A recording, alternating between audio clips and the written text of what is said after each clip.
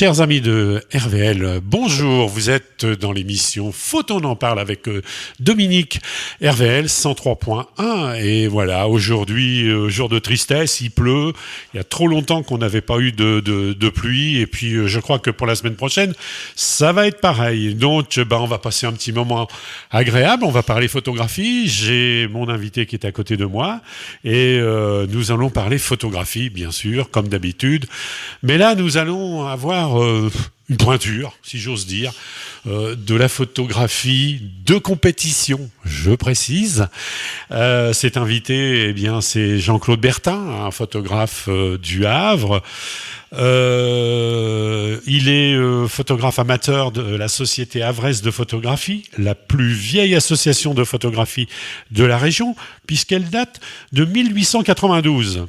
Aujourd'hui, à sa tête, comme président, Christian Burondel, c'est toujours bien Christian. Jean-Claude, pour commencer cette émission, petit tour en arrière sur ta carrière de jeune photographe qui a débuté à l'âge de 14-15 ans avec une belle rencontre en Espagne, et donc là tu nous en parleras, un photographe grand maître de l'image espagnole. Tes premières images seront en noir et blanc. Le plus grand bonheur pour toi fut cette rencontre importante. C'est lui qui va te faire prendre conscience que l'image a une grande importance. Mais tes études t'ont poussé à être prof, et c'est à la retraite que tu vas vivre ta passion. Aujourd'hui, tu concours sur toute la planète avec tes images qui font la fierté, mais qui font aussi briller le club de la Société havraise de photographie. Alors, Jean-Claude, je vais demander de te présenter et puis, décliner un petit peu ton identité et de savoir depuis quand tu fais de la photographie, etc. Alors, j'ai quelques petites questions aussi, mais présente-toi. Bon, alors donc Jean-Claude Bertin, je suis breton d'origine, j'y tiens à mes origines quelque part, et puis je suis normand depuis maintenant quand même pas mal d'années. J'ai dépassé la soixantaine depuis un certain temps également. Bienvenue au club. Donc, malgré tout, ça m'a permis une bonne chose, c'est de passer à la retraite et de pouvoir me donner tout le temps dont j'ai envie pour faire de la photo. Parce que, effectivement, comme tu l'as dit, pendant que je travaillais, pas du tout de temps ou d'esprit libre, en tout cas, pour en profiter. Non, mais tu as commencé jeune quand même, puisque 14-15 ans. Qu'est-ce qui t'est arrivé en Espagne? Qu'est-ce que c'est cet esprit espagnol que tu as eu pour faire de la photographie, puisque tu as rencontré un grand maître là-bas, et tu m'as expliqué, en préparant cette émission, tu m'as expliqué des choses. Alors j'aimerais bien que tu en parles un petit peu à nos éditeurs, quand on a 14-15 ans, et comment qu'on a été pris de la photographie. Alors j'ai commencé la photographie effectivement assez tôt, c'était mon père qui m'a initié à la photographie d'abord. Et puis, il se trouve que quand on partait en vacances, on arrivait tous les ans dans un petit village qui n'était pas du tout connu à l'époque, au sud de l'Espagne, qui s'appelle Tarifa, que les amateurs de glisse maintenant connaissent parfaitement. Mais à l'époque, c'était pas connu. On était les seuls à arriver là-bas et à rester là-bas. On a fait connaissance avec des locaux, les parents avec des gens de leur âge, nous avec des gens de notre âge. Et puis, il se trouve que parmi ces gens-là, il y avait un photographe dont j'admirais vraiment les photos, parce que c'était donc du noir et blanc à l'époque, sur papier, de l'argentique, et un gars qui avait un culot pas possible, parce que quand il se baladait quelque part... Le gars, entre parenthèses, tu peux nous donner son nom? Alors, il s'appelait Juan Villalta Rivas, qui était donc un des grands photographes de tous les concours en Espagne, dans les années 70 à peu près. Et quand on a rencontré ce gars-là, il a vu que j'étais passionné et j'ai passé quasiment tout le temps de mes vacances avec lui. Donc, alors, c'était répétitif puisque tu allais tous les ans en vacances là-bas. Oui, pendant plus de 10 ans, on a été là-bas et tous les ans, je retrouvais ce gars-là. Et tu parlais espagnol? J'ai appris sur le tas. T'as appris sur le tas? J'ai appris sur le tas. Et la photographie, tu l'as appris sur le tas aussi avec lui? Alors la photographie, je la pratiquais déjà un petit peu, mais à un petit niveau de tout petit. Hein.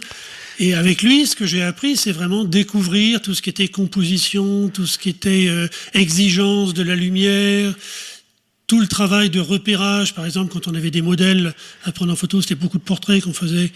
Repérer les lieux, trouver des lieux qui mettent en valeur un modèle, tout ça, je l'ai appris avec lui. Alors, tu me parlais du noir et blanc, parce qu'il travaillait beaucoup le noir et blanc, donc il le travaillait aussi au laboratoire. Donc, c'était très technique quand même. Il fallait apprendre tout à l'époque. Alors, le noir et blanc, pourquoi ? Parce que c'était la seule technique qui était réellement accessible pour des amateurs. La couleur, c'était tellement précis qu'il fallait un matériel pas possible que c'était très difficile à faire. Avec lui, ce que j'ai appris, ce sont des techniques de base, on va dire, de prise de vue, donc la gestion de la lumière, tout ce qui est profondeur de champ, tout ce qui est cadrage, composition de la photo. Mais effectivement, j'ai appris des techniques pour réaliser des photos qui me plaisaient beaucoup avec lui, qui étaient des photos toujours très, très fortes, je dirais presque violentes dans leur rendu. Il n'y avait pas de gris, c'était du noir, du blanc, point. Et on avait des techniques de prise de vue qui permettaient d'arriver avec de l'argentique à ce résultat-là. Et pourquoi pas de gris ? Parce que ça correspond certainement à des choses que j'ai derrière la tête qui sont devenues conscientes maintenant qu'ils l'étaient pas à l'époque. Je dis toujours la photographie, c'est une psychanalyse. Tu nous en parleras tout à l'heure. Donc je ne vais pas m'allonger sur le divan ici, mais pourquoi pas de gris ? Parce que j'ai besoin de photos qui soient fortes. La photo souvenir, j'en ai fait, mais ça m'amuse pas beaucoup. La photo de reportage, c'est pas mon truc. Il y a suffisamment de gens qui le font bien. Moi, ce qui m'intéresse, c'est de donner des choses que j'ai en moi. D'accord. Donc c'est pas la réalité qui m'intéresse. Donc ça, tu l'as appris avec lui ça, je l'ai appris à avec cette lui. époque. Toutes les techniques, c'était les années 70. Années 70. Alors tu faisais la prise de vue avec lui, donc tu étais un peu, si je comprends bien, un peu son assistant en réalité. Tu l'aidais. Je l'aidais pas, on faisait pareil. Moi, je regardais ce qu'il faisait, j'apprenais en le regardant faire. D'accord. Et puis mes pellicules, je les sauvegardais pour pas les abîmer pendant mes vacances. On tirait les siennes pour voir ce que ça donnait. Et quand je revenais en France, tu développais les tirs. Alors là, je passais facilement une semaine non-stop dans mon laboratoire. À faire les tirages. À faire tout ce qu'il fallait faire. Et ces images, tu lui présentais pour qu'il les critique, pour qu'il les analyse l'année d'après D'une année sur l'autre, je revenais avec des images. C'est comme ça qu'il m'a conduit finalement à faire mon premier concours en Espagne. D'accord. Donc il m'avait dit, cette image-là, il faut la présenter à Cadiz, tu vas voir. Et effectivement, j'avais obtenu le 2e prix à l'époque, donc à cet âge-là, on est tout fiers. Oui, alors ça, c'était dans les années 70, oui, dans ces années-là. Préciser à peu près. Je dirais 71, il me semble que c'est 71 de mémoire. Et l'Espagne, tu as arrêté d'y aller en quelle année ? Puisque si ça a duré 10 ans... Oui, dans les années 80, c'est ça, j'ai arrêté dans les années 80. Et là, quand tu as arrêté, est-ce que tu t'es dit, je vais continuer ? Alors, je vais continuer, non, parce que les études étaient là, et puis tu as choisi une voie dans les études, mais à cette époque-là, tu ne te posais pas la question à dire, tiens, je voudrais être photographe artiste, puisque non, j'avais pas du tout cette notion-là à l'époque. T'avais pas cette notion-là. Je sentais que j'avais envie de faire un certain type de photo, mais c'était pas raisonné, c'était pas rationalisé du tout. Oui, alors c'est vrai que... Maintenant, j'ai pris du recul et j'ai rationalisé un peu ce que je fais pour chercher justement à avancer, c'est ça qui m'intéresse. Tout à fait, oui. Et les images de cette époque-là, aujourd'hui, tu les regardes avec un recul, tu les as toujours. Est-ce qu'elles te donnent des idées encore aujourd'hui ? Oui. Et est-ce que tu les trouves bien ? C'est surtout ça, tiens. Est-ce que tes images que quand tu étais jeune, que tu as fait avec ce photographe espagnol, aujourd'hui tu ouvres un tiroir, une boîte, et puis tu dis c'est bien ce que j'ai fait ou c'est pas bien ? Certaines me plaisent encore, d'autres sont d'un classicisme type des années 70, 80. Il y en a, on faisait des essais aussi en fonction des grands photographes qui étaient connus, comme Hamilton par exemple à l'époque. Donc on s'est amusé à faire des photos à la Hamilton, comme on dit. Au style, ouais. Donc tout ça, ça me plaît bien. Maintenant, c'était l'époque du portrait très classique. D'accord. Alors pour l'école espagnole. Pour les auditeurs, Hamilton, c'était un grand photographe. Un grand photographe, de jeunes enfants, de jeunes femmes. Il a mal fini à cause de ça. Oui, bien sûr. Mais ses photos, par contre, étaient comme on dit dans le jargon, léchées. Les photos. Oui. Et Hamilton, c'était un style aussi de pose. Alors, c'était des modèles. C'était des modèles un peu rétro. Un peu rétro. Toujours un peu rétro, avec des dentelles, des robes en dentelle, des choses comme ça. Et le modèle se plaçait aussi toujours à côté d'un éclairage, une fenêtre. Voilà. Il y avait un cadrage toujours une lumière assez forte, assez sobre. Qui était non, assez forte la lumière, mais qui reflétait. Oui, mais sobre. Oui. Qui reflétait dans ce que lui utilisait, qui était de la gélatine qu'il mettait sur l'objectif. Nous, on travaillait avec la laine et on mettait de la buée sur l'objectif. Oui, voilà, c'est ça. Et on arrivait à des résultats. L'effet Hamilton, quoi. Voilà, c'est ça, quoi. Donc, et alors, ce photographe, avant de faire notre première pause musicale, ce photographe, tu as des nouvelles? Il est décédé, malheureusement, il y a quelques années. Ouais. Donc, et tu as quelque chose de lui? Tu as un livre? Tu as... Il n'a pas fait de livre, mais il me reste des photos. Il te reste des photos, d'accord. Alors, il y en a certaines qui doivent être encore en papier dans un grenier quelque part. Comme j'ai retrouvé tous mes négatifs de l'époque, et je les ai scannés avec un scanner haute définition, ce qui m'a permis d'en retravailler certaines. C'est-à-dire un scanner haute définition. Alors, scanner haute définition. En admettant que moi je ne sois pas photographe et que je ne comprenne pas. C'est une technique, un matériel qui permet de numériser les images avec numériser le négatif. Le négatif. Ah. Oui, je parle bien du négatif ou de la diapositive, puisque j'en faisais un peu. Alors la diapositive, oui, il faut dire aux gens que jetez pas vos diapositives. On peut les récupérer, bien sûr. On peut les récupérer. Alors on ne récupère pas intégralement la qualité qu'on en attendrait maintenant, parce que les optiques modernes ont tellement évolué qu'on a une netteté qui fait passer les anciennes photos pour floues. mais on arrive déjà à garder nos souvenirs, ce qui est une bonne chose. Oui. Et puis avec les outils logiciels qu'on a, on peut en tirer des choses. Moi, j'en ai tiré certaines photos dont certaines ont été primées d'ailleurs récemment. C'est ce que je fais aussi. Je numérise mes négatifs noir et blanc, couleur et diapositive. Oui. Et c'est très très bien. Alors nous allons faire une première pause musicale. Si Will est toujours là, Cyril. Oui, je suis toujours là. Je ne présente pas puisque... c'est ça. Cyril, c'est indispensable à la radio. Je sais pas. C'est responsable d'antenne. Alors Cyril, qu'est-ce que tu nous proposes en pause musicale que Jean-Claude a choisi d'ailleurs? Il a choisi 4 titres. C'est le groupe Dire Straits avec le titre Sultans, of Swing. Voilà, tout simplement.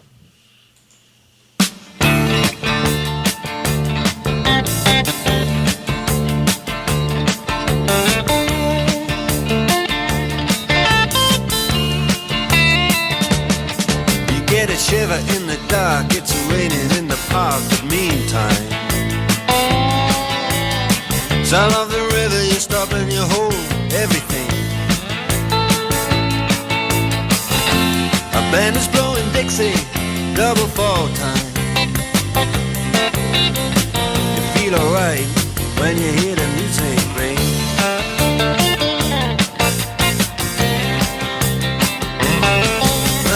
Step inside, but you don't see too many faces. Coming in out of the rain to hear the jazz go down. Competition in other places, but the horns, they blowing that sound.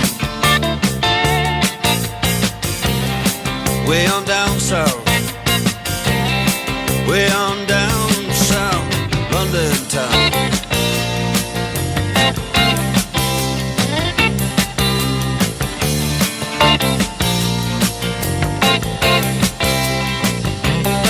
You check out Guitar George, he knows all the chords.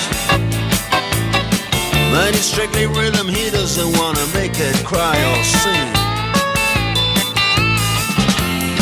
If any old guitar is all he can afford, when he gets up under the lights to play his thing.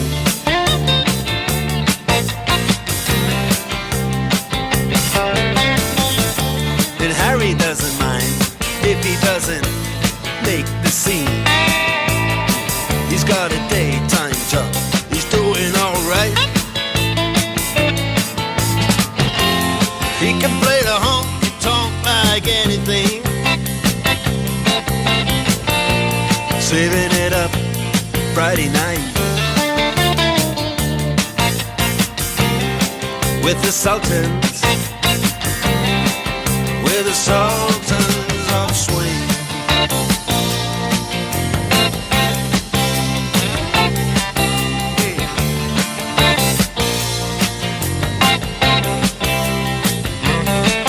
And a crowd of young boys, they're fooling around in the corner, drunk and dressed in their best brown baggies in their platform soles.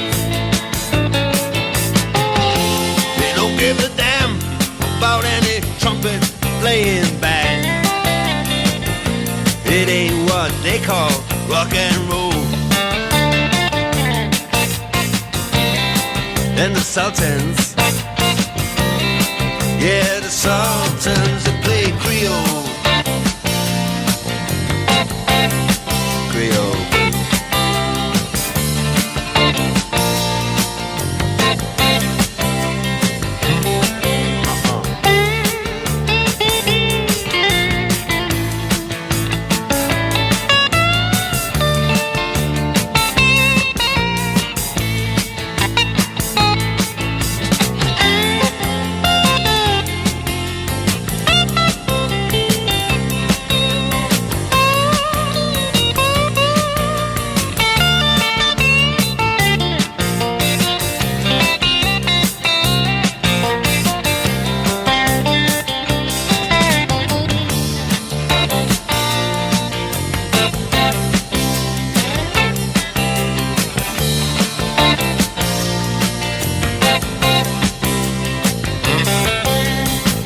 And then the man steps right up to the microphone, says at last just as the time bell rings, good night, now it's time to go home. Then he makes it fast with one more thing. We are the Sultans, we are the Sultans of Swing.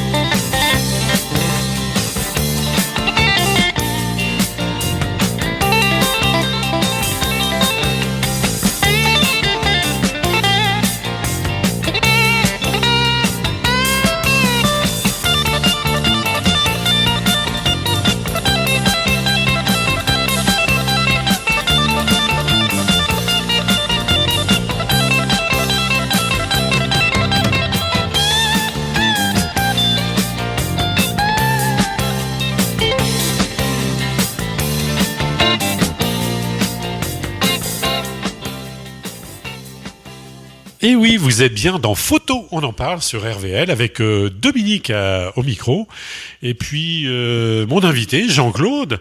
Alors Jean-Claude, on va continuer ce petit parcours et donc arrivé à l'âge de 20 ans, tu t'orientes vers des études d'école normale. C'est un petit peu avant ou à 20 ans, je ne sais plus. Ça, c'est un peu avant. Un petit peu avant. L'école normale, à l'époque, existait avant le bac. Donc avant le bac. J'ai intégré en seconde jusqu'à la terminale, D'accord. que j'ai passé là-bas. Et après, j'ai commencé les études d'anglais à l'université de Rouen. D'accord. Et tu m'expliquais aussi que tu avais monté un petit club photo, Oui, où il y avait un laboratoire. À l'école normale. On avait monté un club photo, donc on avait monté le laboratoire noir et blanc qui allait avec. Et à l'époque, pour animer un peu les séances et faire des formations, c'est la société Kodak qui envoyait des conférences toutes faites, diapositives. Oui. Et donc, je m'étais inscrit à ces conférences et on recevait ça. Et je sais plus combien c'était, tous les mois peut-être, on faisait une conférence photo dans le grand amphi de l'école normale avec tous les gens qui voulaient venir. C'était sympa, ça. C'est sympa, oui. Alors après, les études, tu deviens prof. Oui. Et puis alors, prof le boulot, à l'université. Boulot. Prof d'abord en lycée. Oui. Après, j'ai 16 ans de lycée. Après, je me suis réorienté. J'ai passé une thèse, donc un doctorat. Et je vais passer à l'université, maître de conférence, puis professeur des universités. Et t'as pas Et là, côtoyé le photo monde zéro. Photo zéro. Alors, on va tout de suite sauter en 2015 alors. Voilà. Qu'est-ce qui se passe en 2015? En 2015, je m'aperçois que je peux partir à la retraite, 60 ans. Je m'aperçois que comme j'avais commencé tôt, j'avais le droit de partir. J'adorais mon boulot, j'adorais ce que je faisais, mais en même temps, à l'époque, il y avait des petits changements locaux qui s'étaient faits et qui faisaient que j'avais l'impression de ne plus pouvoir faire mon travail comme j'aimais le faire. Donc je vois que je peux partir, je dis bye bye, je change de vie et je fais ce qui me plaît. Basta. Voilà. Alors, il se passe quoi au niveau de la Alors, photo? Parce que c'est là qu'on en vient, là, et là, c'est là. Je revends toutes mes folies, c'est-à-dire qu'à l'époque, je faisais aussi comme une collection d'ammonites, j'avais des fossiles. J'avais plus de 1200 fossiles dans une chambre qui était entreposée là. On avait le plaisir d'aller les chercher. Et puis, en se disant à la retraite, bon, on n'y allait plus beaucoup avec ma femme depuis un moment. Je me dis, bon, pas la peine de les garder, on va les garder les plus belles. Et je vends tout le reste. Et avec ça, j'ai rechangé tout mon matériel photo, je suis passé au numérique. On s'est payé quelques voyages pour prendre des photos aussi. Et puis, changement total. Donc là, le numérique, je l'ai appris tout seul, avec quelques tutoriels en ligne. Courageux. C'est pas évident, C'est tout pas seul. évident, ça Il va faut tout trouver faire. les bons tutoriels, mais c'est pas du tout évident. Et c'est là que j'ai demandé après mon admission à la SHP, donc la Société Havraise de photographie. Alors, c'était en même temps? Quasiment. Quasiment. Quasiment, ouais. Donc, tu étais un novice alors dans le numérique. Dans le numérique, oui, tout à fait. Et puis, alors je crois que la Société Havraise de photographie t'a bien aidé à apprendre le numérique. C'est toute la vie d'un club qui fait que moi je conseille toujours aux gens qui veulent faire de la photographie, allez dans un club, inscrivez-vous Dans dans une un club association. parce qu'on apprend, on partage, on se fait critiquer positivement, négativement. Il faut les accepter aussi, les critiques négatives, mais au moins on évolue, on bouge. Et ça, pour moi, ça a été une révélation Alors, de la pouvoir SHP communiquer avec les autres comme ça. La SHP, est-ce qu'il travaille toujours un petit peu le laboratoire noir et blanc? Non, la couleur. SHP est passée C'est totalement numérique. D'accord. Il y a très peu de gens maintenant reviennent au noir et blanc, en fin de compte. D'accord. Et la SHP, Enfin, c'est combien d'adhérents? Parce que il me semble que vous êtes nombreux. On doit être À peu près. un peu plus d'une soixantaine, il me semble. Ah oui, quand même, Mais oui. on est limité, de toute façon, on limite à 70 pour des questions de place. Pour une question de sécurité aussi, je suppose. Sécurité puisque dans les locaux, Vos voilà. locaux sont dans une école, C'est ça, je crois. ouais. Une ancienne école. Une ancienne école, hein, c'est ça.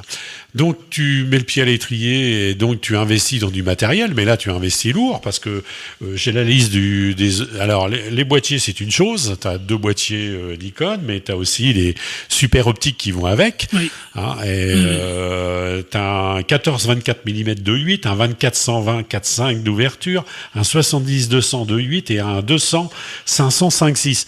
Ça, c'est très onéreux. Je veux le dire C'est très onéreux. aux auditeurs, parce que Mais, c'est un matériel qui coûte très cher. Mais ce qu'il faut voir aussi, c'est que ça doit être un point d'arrivée quelque part. Alors, Je pourquoi ne on conseillerais a... pas de commencer par ça. Oui, mais toi, tu t'as... Moi, je l'utilise parce que j'avais commencé avant mes photographies. Mais et j'avais d'autres matériels moins onéreux avant. Alors, parce que ça, en plus, c'est lourd. Faut le porter. Oui, il faut faire du Donc, sport. hein. Moi, je préfère faire mes photos avec un iPad ou un iPhone plutôt. Et là, tu as le droit de me rentrer dedans en me disant, dis donc, t'es photographe ou quoi? C'est bien d'être à la radio parce que les gens ne voient pas ma tête. Donc, ouais, c'est. Alors, si on s'enquiquine, chers auditeurs, comme on dit, à trimballer un sac photo avec tout ça dedans, c'est qu'il y a une bonne raison. On met une photo d'un iPhone ou d'un numérique, n'importe quelle marque, sur un écran de bonne taille, un écran d'ordinateur. On met une photo d'un vrai boîtier photo à côté. On comprend tout de suite la différence. Il y en a une qui est pas l'autre, qui est floue, qui est pas, enfin pas floue, mais qui manque de définition, qui manque de pêche. peu de Alors patate. que l'autre, on fait ce qu'on veut avec. Ouais. C'est autre chose. C'est- Mais bon, c'est un monde différent. Moi, j'utilise mon téléphone pour mes photos souvenirs. Il ne faut pas le snober non plus. Ça dépend Alors- de ce qu'on veut faire. Ton apprentissage numérique, à peu près, tu y passais combien de temps et combien de temps ça a duré? Au début, j'étais De encore 2015 à relativement aujourd'hui. sage. Je dirais qu'il m'a fallu 2-3 ans pour commencer, je dis bien commencer à maîtriser le traitement numérique, ce qu'on appelle la post-production, hein, c'est-à-dire tout le travail après la prise de vue. Maintenant. Mais le matériel, tu le connaissais, donc oui, le ça matériel, allait, je ça. connaissais. Oui, D'accord, tout ce qui ok. est prise de vue, ça me gênait pas. Ça ne gênait pas. Mais C'était le traitement. c'est ce qu'on après. appelle le post-production, Voilà, avant on appelait ça le développement. le développement.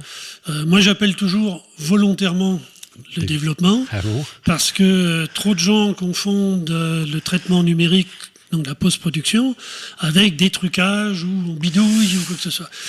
On peut le faire si on a envie. Bien sûr, Et, on peut tout faire il faut le aujourd'hui. faire s'il y en a besoin pour la Oui, photo. oui, oui, oui. Mais la première phase, c'est jamais ça. La première phase, c'est l'équivalent d'un développement, tel qu'on le pratiquait en argentique. D'accord. Mais il t'a fallu 3 ans, tu me dis, et aujourd'hui, tu passes combien de temps derrière ton écran à travailler tes images? Bon, alors si ma femme m'écoute pas, je vais dire la vérité. Si elle m'écoute, je vais dire 5 minutes, mais elle me croira pas. Non, ça c'est pas Passe, vrai. je sais pas, je dirais entre 4-5 heures par jour, sans problème. Des fois plus. Des fois plus. Alors, sur une image ou des images? Ça dépend, ça peut être les deux. Ça peut être- Quand j'ai une image qui m'inspire, quand je sais exactement ce que je veux faire dessus, mais que j'ai pas forcément en tête les moyens d'y arriver, les outils pour y arriver, ça peut me prendre 2, 3 jours, une semaine pour arriver à faire ma photo. Ma photo. Ma photo. C'est-à-dire qu'il n'y en a qu'une.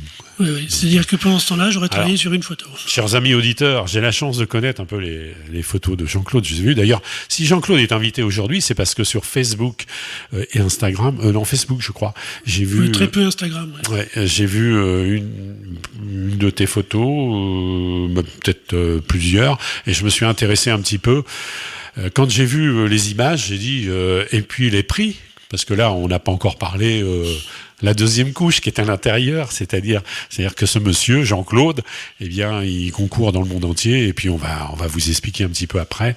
Mais pour en arriver là, c'est qu'il faut avoir quelque chose dans la tête, beaucoup de technique, beaucoup d'amour pour la photographie, et puis c'est aussi, c'est lui, il a choisi de faire de la compétition plus que d'être un auteur comme moi, comme Dominique Hervé, quoi, un auteur photographe qui travaille sur des sujets. Mais ça demande énormément de temps. Alors, la Société havraise de photographie, j'ai même appris que tu donnais des cours aux anciens de la SHP. Aux anciens, aux nouveaux, disons que je participe effectivement à tout ce qui est ce qu'on appelle les formations des membres de la SHP, alors des formations au techniques. logiciel. Oui. Je suis pas le seul, hein, j'ai d'autres amis qui donnent quelques cours aussi, parce que l'idée c'est de partager finalement ce qu'on sait dans un domaine avec les autres. C'est pas donner des cours parce que moi je sais et puis je sais tout et je suis le meilleur. Non, c'est pas ça. Personne ne sait tout. Mais c'est parce qu'on a envie d'abord de partager ce qu'on a reçu des autres. Moi, les traitements logiciels que je fais maintenant, pourquoi est-ce que j'ai mis autant de temps à les faire? Parce que j'étais tout seul. Quand un copain de la SHP m'a dit un jour ah ben Photoshop, c'est ça qui t'embête, eh bien viens passer 1 heure avec moi, je vais te montrer. Il m'a montré le B.A.-ba, ça a déclenché et ensuite je me suis débrouillé tout seul. Mais c'est grâce à ce gars-là, qui est un photographe que j'aime bien, qui s'appelle Philippe Bourdon, de la SHP, qui fait beaucoup de photos très créatives, très poétiques. C'est lui qui m'a permis de sauter le pas quasiment. De ce que j'avais envie de faire, mais qui restait, j'allais dire, un peu banal dans mon esprit, à ce que je fais maintenant qui me plaît plus. Eh bien, nous allons faire une autre petite pause musicale, Cyril. Et tu nous proposes quoi, Cyril? Ah bah là, c'est très éclectique, hein, le programme de Jean-Claude, puisque c'est un Mozart. On part dans la musique classique, un Requiem Tuba Mirum. Je pense que je le prononce assez bien, j'espère. En tout cas, on va l'écouter maintenant.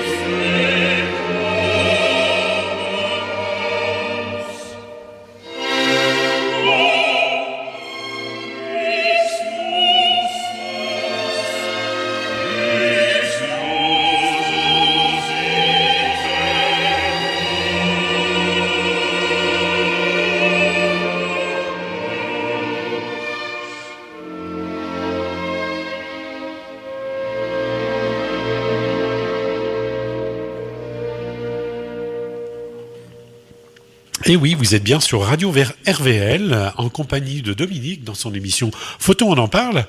Eh bien, aujourd'hui, je reçois Jean-Claude Bertin, un amateur, photographe, mais un très grand amateur, puisqu'il concourt dans le monde entier. Donc là, on va en parler un petit peu, parce que quand on commence la photographie en 2015, numérique, hein, je veux préciser, et puis qu'aujourd'hui on est en 2023, il s'est passé plein de choses, il a fallu beaucoup travailler pour en arriver là où il en est arrivé, et je pense qu'il va nous en parler un petit peu. Mais avant tout, je voudrais quand même parler de son image à lui, c'est-à-dire ses images. Qu'est-ce qu'il ressent quand il fait ces images et pourquoi il fait ces images? Je sais ce qu'il ressent puisqu'il m'en a parlé, mais je voudrais qu'il l'évoque lui-même. Qu'est-ce que tu recherches, Jean-Claude, dans une image? Alors, je l'ai dit tout à l'heure, la photo souvenir, la photo de reportage, c'est pas du tout mon créneau. Hein. Ce que moi j'ai envie de faire, c'est de transcrire finalement avec une image ce que je ressens devant une situation. Donc un paysage, un personnage, un événement, la nature. Ce que je ressens, la nature en mouvement. Alors ça met du temps tout ça à émerger dans la tête. Hein. Avant de trouver consciemment son fil conducteur, il faut d'abord faire beaucoup d'images. Et c'est au bout d'un moment, quand on se questionne parce que quand on monte ses photos, par exemple, dans le club, les copains du club commencent à dire, avant même qu'on ait dit qui c'était, tiens, ça c'est une photo de Jean-Claude, on se dit, mais pourquoi ils la reconnaissent? Alors ça me pose des questions. Et à force, mais c'est plaisant d'entendre ça. Ah ben oui, ça veut dire quelque part qu'on a réussi à faire passer quelque chose et que les gens le reconnaissent. Donc ça me fait plaisir. C'est ça pour moi la photo. C'est partager une émotion avec les gens. Hein, tu disais les concours, on y viendra tout à l'heure, mais les concours pour moi, ce n'est qu'un défi, je vais dire, pour avancer. C'est pour voir entre parenthèses tes cotes, quoi. Non, pas ça. Je reste les pieds sur terre là-dessus parce que une photo peut avoir une médaille d'or internationale et dans le salon suivant, elle est refusée. Oui, mais Jean-Claude, attends, t'en as plein quand même de récompenses. Je vais pas tout dire aux il y en a un certain nombre, mais pour arriver là où t'en es je arrivé... veux dire, on parle pas en termes de cotes, c'est ça que je veux dire. C'est de la satisfaction personnelle. Je me dis, si ça plaît, c'est que j'arrive à faire passer ce qui m'intéresse. Et c'est une pratique de photo. C'est vraiment de l'émotion que j'essaye de faire passer. Alors l'émotion, c'est de la force dans l'image. Alors voilà, c'est le point commun que je me suis trouvé un peu dans la variété de ce que je prends en photo. Il y a toujours effectivement cette recherche de la force. Alors la force, ça peut être dans le sujet qu'on prend en photo. Hein, j'ai fait par exemple en octobre l'année dernière, toute une série de photos sur un gala de boxe kickboxing. Oui, alors c'est ce que j'ai vu sur ça, c'est Facebook. des photos qui me plaisent énormément. C'est la première fois quelque part où j'avais un sujet qui correspondait à ce que j'avais envie de traiter. Alors, pour les auditeurs, comment on pourrait leur expliquer cette image, par exemple, de boxeur qui reçoit ou qui reçoit pas le coup de poing, mais c'est les visages, l'expression, les yeux, c'est le regard. C'est le regard. C'est ça. Et c'est ça, j'ai monté toute une série, par exemple, là, qui est partie dans une fédération à l'étranger, toute une série qui s'appelle La force du regard. Et qui est essentiellement, il y a 20 photos de matchs de boxe où on voit les boxeurs qui sont en plein dans leur truc, quoi. J'avais commencé cette série-là en me faisant accueillir très gentiment dans des clubs de boxe, à l'entraînement. J'avais pris certaines photos qui techniquement me plaisaient bien, en noir et blanc d'ailleurs, ça me plaisait énormément. Et puis il y avait quelque chose qui me frappait. Alors souvent quand c'est comme ça, moi je reste devant mon écran pendant un quart d'heure, 20 minutes, 1 heure, et puis j'essaie de trouver ce qui va pas. Et au bout d'un moment, je me suis dit, mais ce gars-là, il est trop gentil dans les yeux. Dans les yeux. Trop gentil. L'attitude était bonne. Techniquement, le gars, on voyait que c'était un bon boxeur, quoi. Mais il était trop gentil. Il était à l'entraînement. Quand on voit les yeux, le regard des boxeurs pendant un match, ça n'a rien à voir. Donc voilà, c'est ça que je cherche. Il y a aussi le boxeur avec son entraîneur. Ça, c'est de la complicité. Il y a des yeux, il y a des expressions, voilà. Il parle avec les yeux. On a l'impression, quelque part, que les yeux, on pourrait presque dessiner un trait entre le regard du boxeur et le regard de son entraîneur et du masseur à côté. Enfin, ça forme des triangles. On peut faire des compositions intéressantes parce que comme le fond est toujours noir, et s'il ne l'est pas assez, moi je le noircis encore, Et tu Non, utilises le post-production. flash, hein, je crois. Non, j'ai- ah non, Ah non, interdit. tu n'utilises pas le flash. Interdit.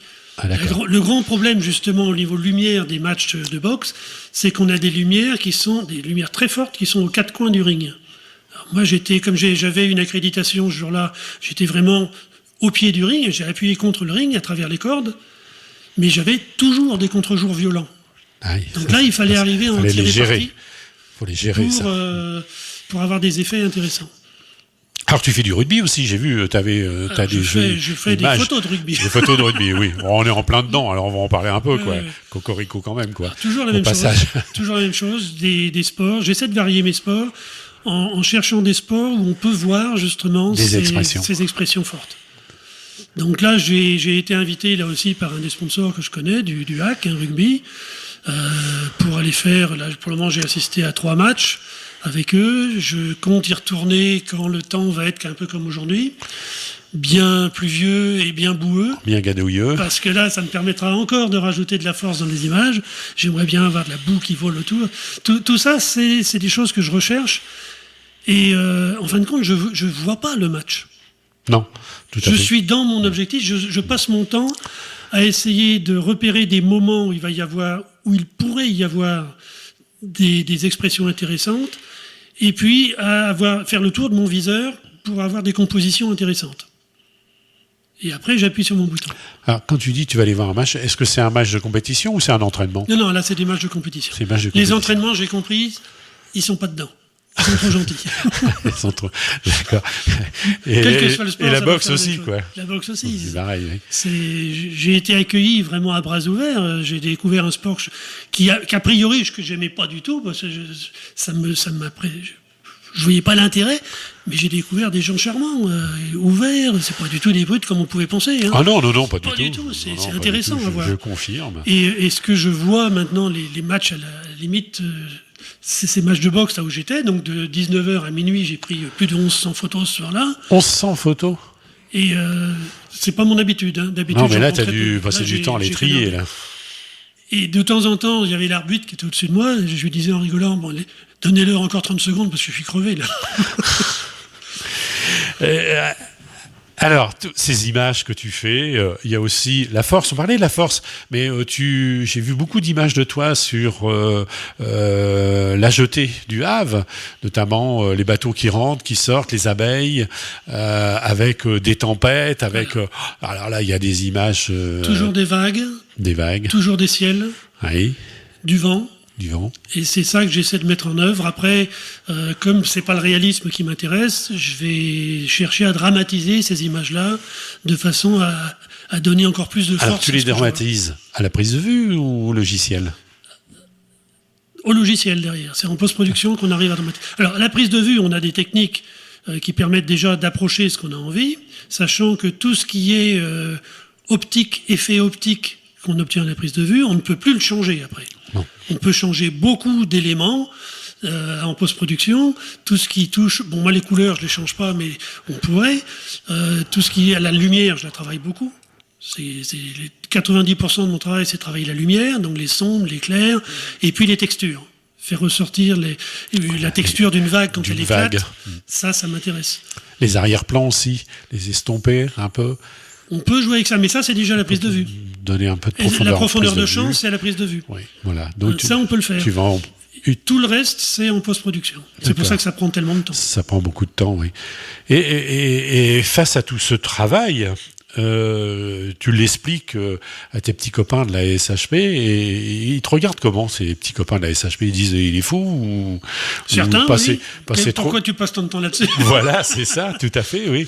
Mais non. Il y a une Il y a pas de- satisfaction. Enfin, il n'y a pas de jugement, je crois pas. C'est un partage qu'on fait. Comme j'arrive maintenant à maîtriser certains logiciels, que d'autres voudraient aussi améliorer leurs photos à l'aide de ces logiciels-là, mais ils ne les connaissent pas.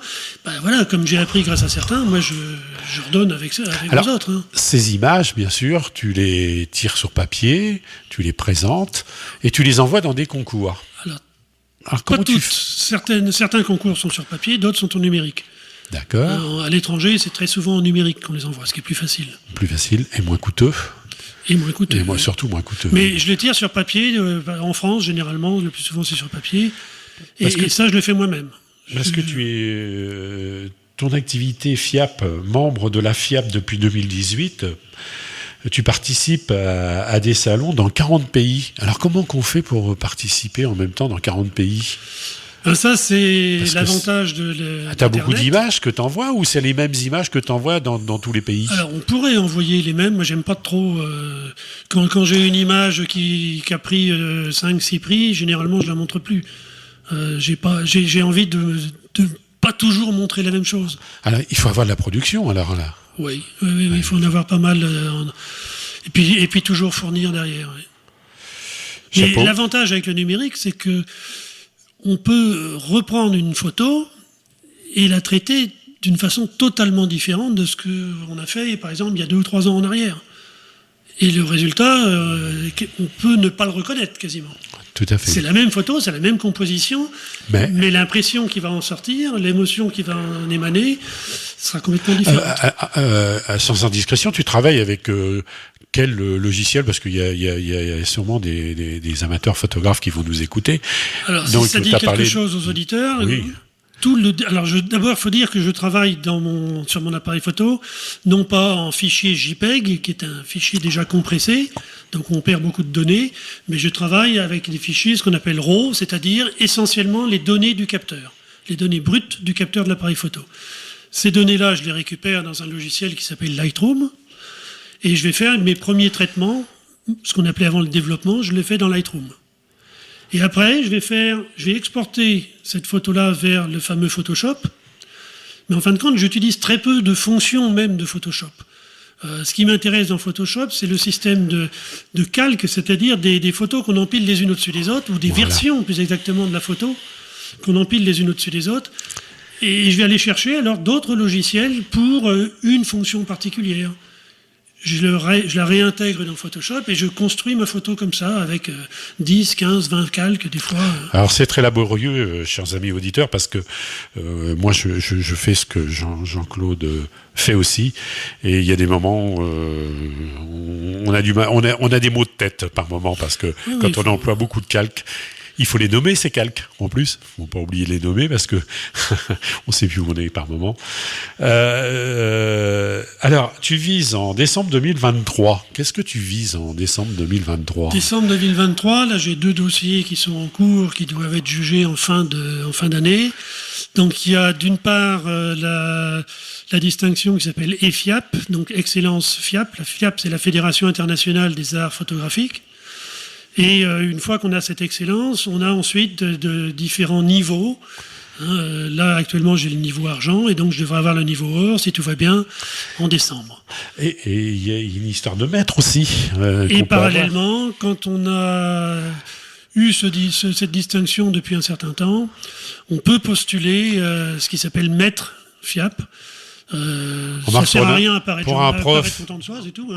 Je vais faire un jeu de mots pour un prof, t'appeler maître, après c'est... Ouais, voilà. Non, moi ça me permet surtout de me poser des défis pour avancer. On va faire une nouvelle pause musicale, parce que là je vois le temps, ça défile. Cyril, tu nous proposes quoi ? Alors, on va écouter, à mon avis, ça doit être du jazz, ça. Dave Brubeck. Dave Brubeck. Oui, c'est ça. Avec Un extrait, Cyril, parce que Dave Brubeck est assez long, 7 minutes, je crois, de mémoire. Là, c'est l'extrait, Donc là, si c'est 5 minutes, on va mais dire aux auditeurs, on s'excuse, ça mais sera un extrait de Take 5. parce que là, Take on 5, avance. c'est ça.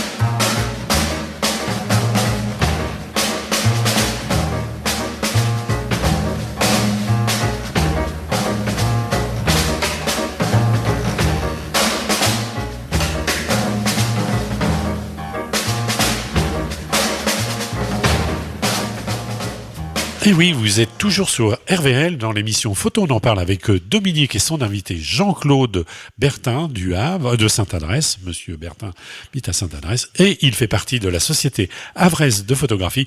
Aujourd'hui, nous pensons à un moment tellement agréable que la pendule tourne. On a encore beaucoup de choses à se dire et j'ai fait des petites croix en priorité sur ma petite feuille. Et puis, il va falloir qu'on y aille un peu plus rapidement.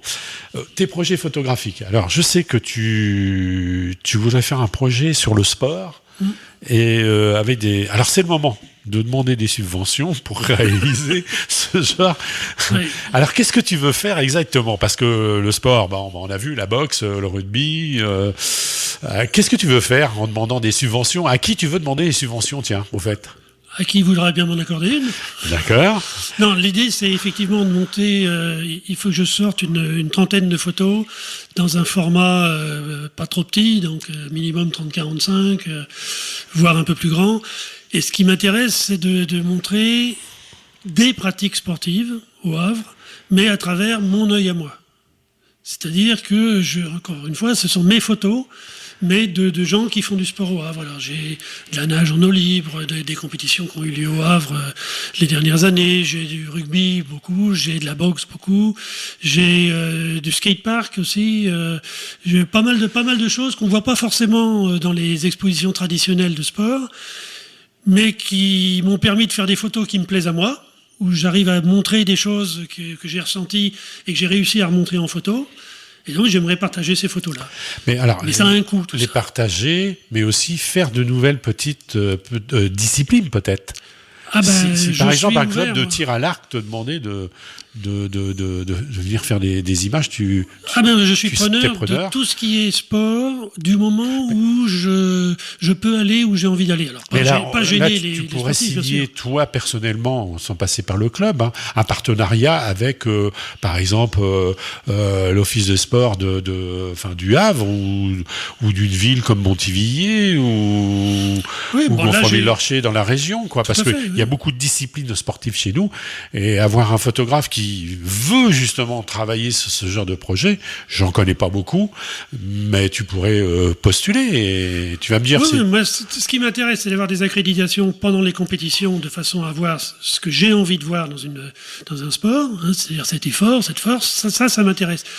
Derrière, moi, quand j'ai des accréditations, je redonne mes photos. Je les vends pas à ces gens-là, je les redonne. Oui, c'est-à-dire qu'il y a un bénéfice pour les gens d'avoir un photographe. Si on nous accepte, faut être honnête. Tout à fait. Oui. Donc là, actuellement, j'ai une demande en cours. Alors, je ne sais pas à quel niveau ça va être traité, au niveau de la municipalité ou des clubs de sport, je ne sais pas. C'est un responsable des sports de la municipalité qui m'a proposé de soutenir mon dossier, qui serait justement sur cette trentaine de photos sportives. À voir, j'attends des nouvelles. Donc, jusqu'à la fin de l'année, il y a encore de la compétition. Et puis, il y a ces projets-là. Alors, ce projet-là, tu peux déjà le commencer déjà avec une modeste, entre parenthèses, exposition déjà sur le sport, puisque tu as déjà quand même plusieurs disciplines. J'ai du matériau, oui. Tu as déjà ce qu'il faut. Alors, moi, ce que je te conseillerais, c'est de te rapprocher de certains clubs. J'ai vu une image de natation aussi qui est dans ton pressbook, là. Eh bien, je trouve que c'est très bien. La piscine, etc. D'aller voir aussi la voile aussi. Il y a pas mal de choses. La voile, la difficulté, c'est d'aller en mer c'est de aussi, pouvoir sortir. Alors, j'ai la possibilité. Moi, j'ai un bateau, je pêche beaucoup, donc j'ai un bateau, mais qui n'est pas assez gros pour s'il y a du gros temps. Alors, les photos qui m'intéressent, il faut qu'il y ait de la houle, il faut qu'il y ait de l'eau qui vole partout. Alors, faudrait que tu fasses comme Florence Leviel, qui est photographe à Honfleur, qui est rentrée à l'école des matelots pour pouvoir embarquer sur les bateaux, les chalutiers. Et je crois que c'est 6 mois d'apprentissage, mais c'est surtout géré sur la sécurité, quoi. Oui. Donc tu peux embarquer facilement. J'ai déjà demandé sur le Havre des marins de m'amener avec eux. Mais il y a pas de une peau, j'ai un copain qui est passé avant. Il y a une école aussi, ça facilite. Je crois que c'est à Cherbourg, Cherbourg, ah oui. Je crois. Mais ça dure une semaine, je crois, c'est 5 jours de mémoire. Mais, Alors, excusez-moi, photo de mer, chers amis auditeurs, s'il y a des marins, des matelots, des gens qui pourraient être matelots, hein, donc parce que ça permet d'embarquer plus facilement avec ton matériel photo et c'est une sécurité pour les gens de bord en t'embarquant. Je voudrais aussi te poser 2-3 petites questions rapides avant la fin de cette émission, puisque il est dit 15h58 et j'ai une petite annonce aussi à faire. Tu as plein de projets, tu es partie intégrante, vraiment plus qu'intégrante à la SHP. Y a-t-il quelque chose que tu aimerais faire un petit peu en dehors de tout ce que tu fais, un souhait, je sais pas moi, ne serait-ce que d'aller voir une exposition un peu qui t'aurait fait rêver, que t'as pas vu et que tu voudrais bien voir, ou rencontrer un auteur aussi que tu aimerais bien voir. On est tous fans. Moi, par exemple, je peux te dire que j'ai jamais rencontré Salgado, mais pour moi, c'est un rêve. J'allais en parler. Le seul qui m'inspire réellement dans les photographes actuels, c'est Salgado.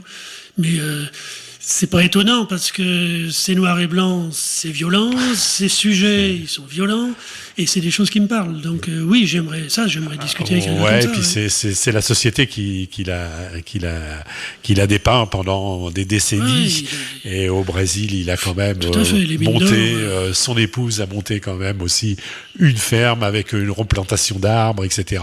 C'est un très gros travail. Donc il a voyagé dans le monde entier et on regarde avec, comment qu'on pourrait dire, avec sagesse, c'est cet homme qui explique son voyage à travers le temps et ses images. C'est un photographe. Alors retenez bien, métier, chers amis auditeurs, allez voir sur Internet Salgado. Et vous allez voir. Photographe de métier, donc c'est autre chose. Hein. On n'est pas comparable là-dessus.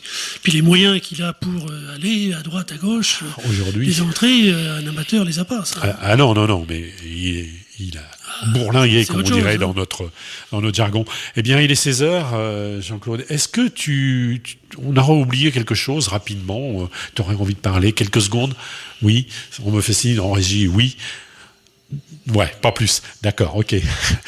Est-ce que j'aurais oublié quelque chose pendant ce petite rencontre Je vois, la seule chose, c'est ce que j'ai dit tout à l'heure, sur laquelle 2 choses rapides. Allez en club, si vous avez envie de faire de la photo, apprendre, allez en club. Et chaque fois que vous prenez une photo, posez-vous la question, pourquoi vous appuyez sur le déclencheur? Ensuite, tout va de soi. Voilà, ça s'adresse aux photographes amateurs avertis, je dirais, amateurs avertis, et aussi aux professionnels qui nous écoutent. Voilà, Cyril, écoute, c'est super sympa de nous avoir laissé quelques secondes en plus, et puis je voudrais faire, avant de nous quitter, je voudrais faire une petite annonce. J'ai reçu cette semaine de l'association Réflexe, qui est le photoclub d'Octeville-sur-Mer, par son président Marc Alisier. J'ai reçu une petite annonce. Il va y avoir une exposition de photographie et de peinture. Alors, la peinture est organisée par Dominique Bouillon et la photographie par Cathy Renaud, si je ne me trompe pas. Alors, c'est le week-end du 18 et 19 novembre 2023 à la salle polyvalente de Cauville-sur-Mer de 10h à 18h. Alors ça, c'est les organisateurs, pardon. Et la ligne du dessous, je vais me rattraper, c'est Daniel Caillé et Marie-Jeanne Molero. Alors, Marie-Jeanne Molero, c'est sûr, c'est la photographe, pardon. Oh, j'ai du mal, il est temps que l'émission se termine, chers amis. Ils exposeront leurs œuvres et puis je vais y aller, je vais être présent parce que j'ai reçu une image qui m'a attiré et je vais aller voir l'exposition de Marie-Jeanne Molero, qui est photographe. Et elle fait tout dans les nuances de gris, Jean-Claude. Oui. On va à contresens de ce qu'on a discuté pendant toute cette émission. Alors j'irai voir ce contresens de gris, ces nuances. Et puis, écoute, Jean-Claude, il me reste à te remercier. Et puis, souhaiter bon vent pour la suite. Et puis, je vois que tu es jeune d'esprit, tu as la patate. Et puis, vas-y, continue. Et puis, fais rêver surtout les gens qui sont autour de toi. Merci. chers amis auditeurs, vous remercions. Cyril, merci pour ces 2 minutes. Et puis, à très bientôt, au mois de décembre, pour la dernière émission de l'année.